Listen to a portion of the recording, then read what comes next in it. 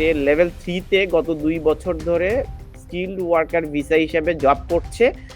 নতুন নিয়ম অনুযায়ী লেভেল 6 এর জবগুলো স্কিলড ওয়ার্কারের অন্তর্ভুক্ত। এক্ষেত্রে কি সে কি ওই লেভেল 3 দিয়েই তার ভিসা রিনিউ করতে পারবে নাকি অন্য জব কোড চেঞ্জ করতে হবে? যারা আগে এসেছেন আপনি দেখেছেন যে হোম সেক্রেটারি কিন্তু একটা ইন্ডিকেশন দিয়েছেন যে উনি 5 ইয়ার্স থেকে 10 ইয়ার্স করবেন, কিন্তু যারা আগে এসেছেন তাদের ক্ষেত্রে হয়তো 5 ইয়ার্স রুলসটা প্রযোজ্য হবে। এখনো কিন্তু আপনার 5 ইয়ার্স রুলটাই প্রযোজ্য আছে। এমনও হয়তো দেখতে পারি যে আগামী 2, 4, 5 বছর পরে হয়তো IHS ফি এটা বেড়ে হয়তো আপনার 1500 পাউন্ড পার ইয়ার হয়ে যেতে পারে। ছিলেন যে ক্যাটাগরি ছিলেন সে সেই ক্যাটাগরিতে রিনিউ করতে পারবে। একটা ফ্যামিলি যদি আপনার আবেদন করে, আপনি চিন্তা করে দেখেন ফর 10 ইয়ার্স আপনার মোর দেন 40,000 পাউন্ড আপনার শুধু IHS ফি দিবে যদি তারা 10 ইয়ার্স করে।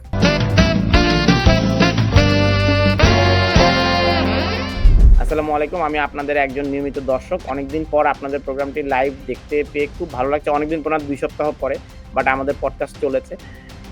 ২ বছর ধরে আমার ফ্রেন্ড সে লেভেল 3 তে গত ২ বছর ধরে স্কিলড ওয়ার্কার ভিসা হিসেবে জব করছে।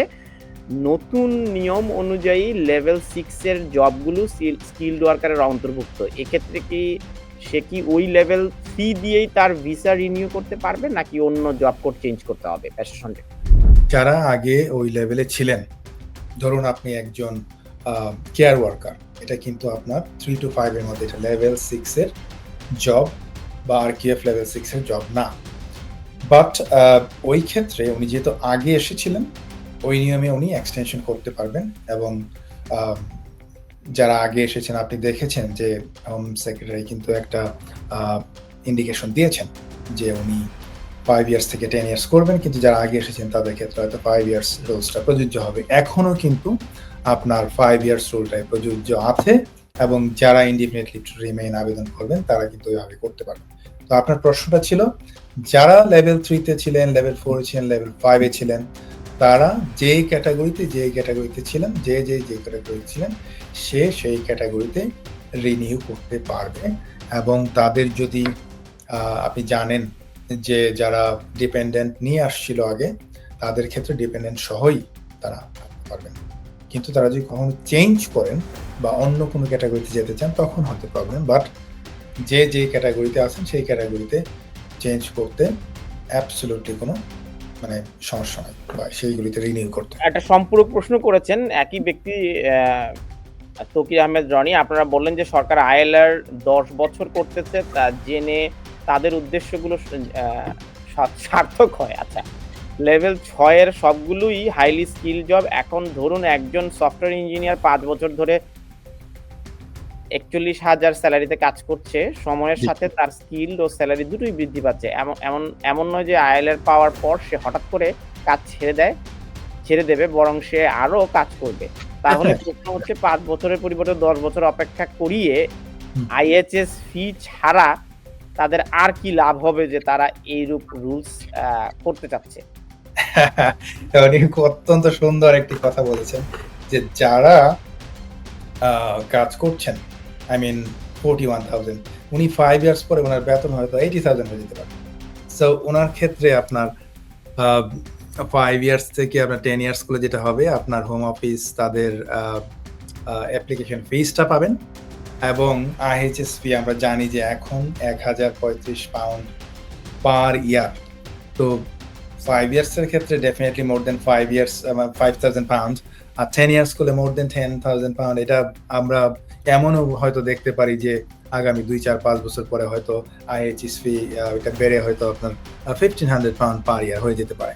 সো যেভাবে বা যে ড্রামাটিক্যালি যেভাবে এটা ইনক্রিজ হয়েছে, আপনার 100 থেকে 200, 200 থেকে 400, 400 থেকে 600, 600 থেকে 1,035। সো এইভাবে যদি আসলে বাড়তে থাকে, ডেফিনেটলি আমি মনে করি যে তাদের, আপনি যেটা বলছেন এটা অত্যন্ত সত্য যে ডেফিনেটলি তারা এখান থেকে কিছুটা তো ডেফিনেটলি রেভিনিউ পাবেই। এবং IHS ফি এটা কিন্তু লট অফ মানি। আপনার একটা পরিবার যদি আপনার 2টা বাচ্চা সহ আপনার একটা পরিবার, একটা ফ্যামিলি যদি আপনার আবেদন করে, আপনি চিন্তা করে দেখেন ফর 10 ইয়ার্স আপনার মোর দেন £40,000 আপনার শুধু IHSP দিবে যদি তারা 10 ইয়ার্স করে। এখনো কিন্তু দিচ্ছে।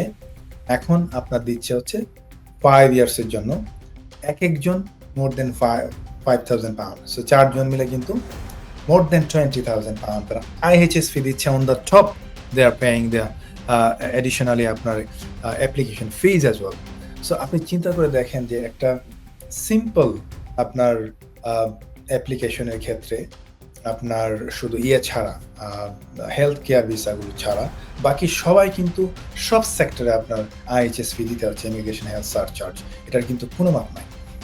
সো এই ক্ষেত্রে আপনি রনি ভাই যে বিষয়টাকে তুলে ধরেছেন, আমি বলবো যে এটা ডেফিনেটলি আপনার কথাটাকে আমি ফেলে দিতে পারছি না ডেফিনেটলি এখানে। বাট তাদের যে যুক্তি সেটা হচ্ছে অনেকেই দেখা যাচ্ছে যে আপনার 5 বছর ইনডিফিনিট লিভ টু রিমেইন পাওয়ার পর অনেকে আপনার বেনিফিট ক্লেম করেন।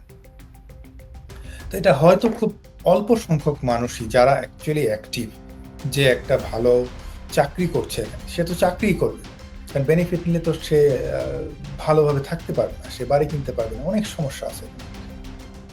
সো আমি মনে করি যে যারা জেনুইনলি এখানে স্কিলড ওয়ার্কার শব্দটা কিন্তু স্কিলড ওয়ার্কার, তো স্কিলড ওয়ার্কার যারা জেনুইনলি জব করে তারা বেনিফিট নেয় না। বেনিফিট কারা নেয়?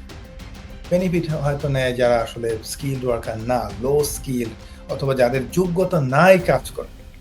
তো এই জন্য আমি তৌকির আহমেদ ভাইকে বলবো, আপনি যে জিনিসটা বলেছেন এটা ডেফিনেটলি এটা অত্যন্ত গুরুত্বপূর্ণ এবং যুক্তিযুক্ত, আপনার রিজনেবল একটা আপনার কোশ্চেন করেছেন। ধন্যবাদ আপনার প্রশ্নের জন্য।